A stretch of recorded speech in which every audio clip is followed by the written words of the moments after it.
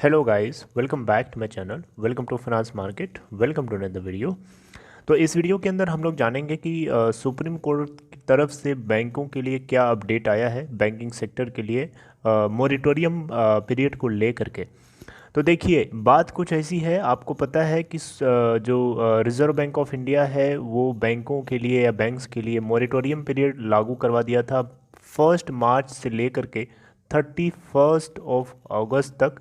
हालांकि ये पीरियड जो था मार्च 1 से लेकर के 31 मई तक का 3 महीने का था, जिसको एक्सटेंड करके 6 मंथ कर दिया गया था।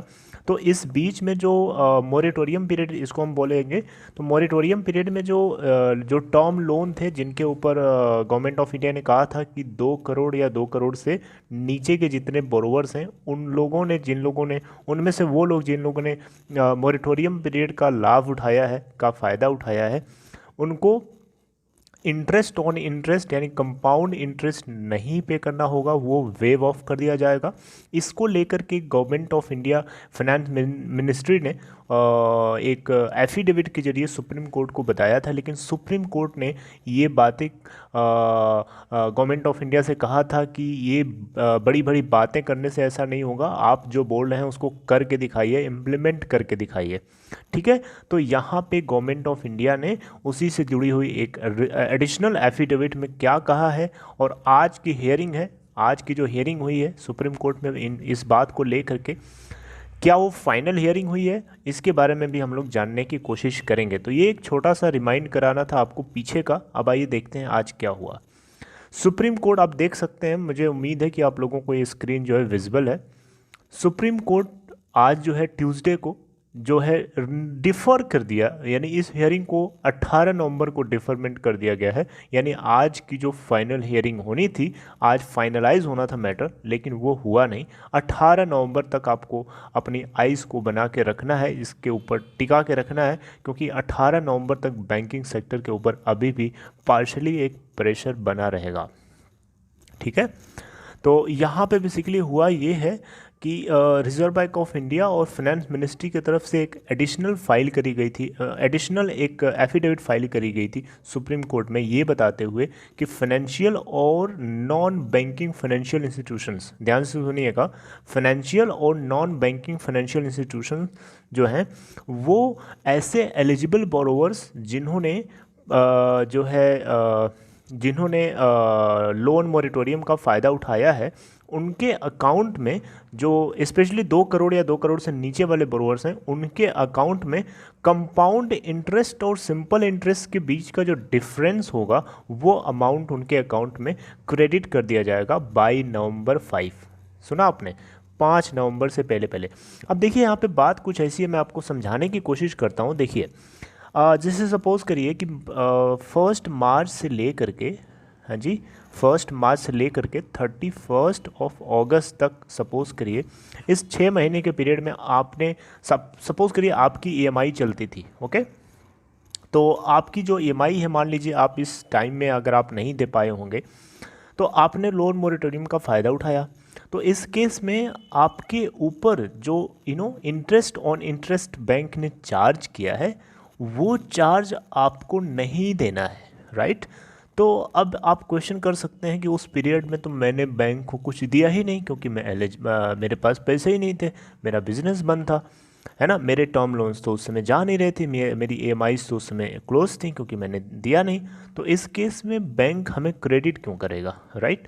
तो देखिए, बात कुछ ऐसी है कि बैंक आपको क्रेडिट इसलिए कर सकता है क्योंकि सुप्रीम कोर्ट की तरफ से प्रेशर आया था कि जो आपकी जो बड़ी बड़ी बातें हैं उस पर यकीन नहीं होता, आप इम्प्लीमेंट करके दिखाइए। तो यहाँ पे बैंक्स ने या फिर नॉन बैंकिंग फाइनेंशियल जो इंस्टीट्यूशंस हैं, ठीक है, ये सेंटर कह रहे हैं, ये आपके रिजर्व बैंक ऑफ इंडिया ने ये नोटिफाई किया है सुप्रीम कोर्ट को एक एडिशनल एफिडेविट के जरिए कि ये पहले से ही ऐसे जो कैंडिडेट्स जो एलिजिबल हैं इसके लिए, उनको पहले से ही सिंपल इंटरेस्ट और कंपाउंड इंटरेस्ट के बीच का जो डिफरेंस अमाउंट है उनके अकाउंट में पे कर दिया जाएगा, जिससे जो सुप्रीम कोर्ट है उसको यकीन हो जाएगा कि वो हाँ वाकई में इस बात को इम्प्लीमेंट कर रही है, जिसकी वजह से सुप्रीम कोर्ट इस मामले को फाइनलाइज कर देगा।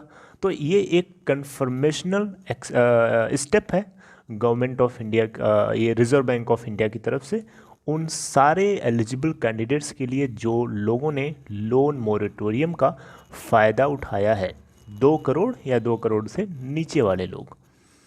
ओके, इसके पहले जो है सेंट्रल गवर्नमेंट ने एपेक्स कोर्ट यानी सुप्रीम कोर्ट से बताया था कि जो लेंडर्स हैं वो उनसे पूछा गया है या उनसे कहा गया था कि वो एलिजिबल अमाउंट्स बोरोवर्स को difference between compound interest and simple interest वो उनके अकाउंट में क्रेडिट कर दें नवंबर 5 से पहले।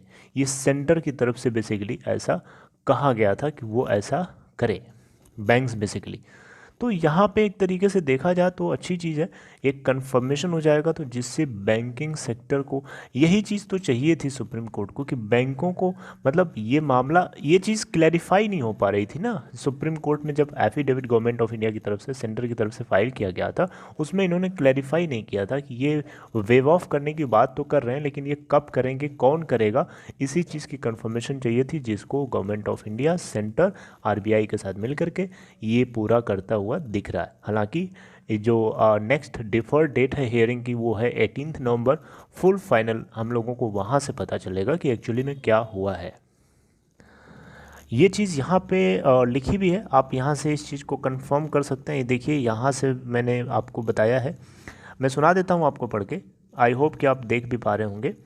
On October 14, the Apex Court had observed that Center should implement as soon as possible the interest waiver on loans up to 2 crore under RBI's moratorium scheme and had said that common man's Diwali is in the government's hand।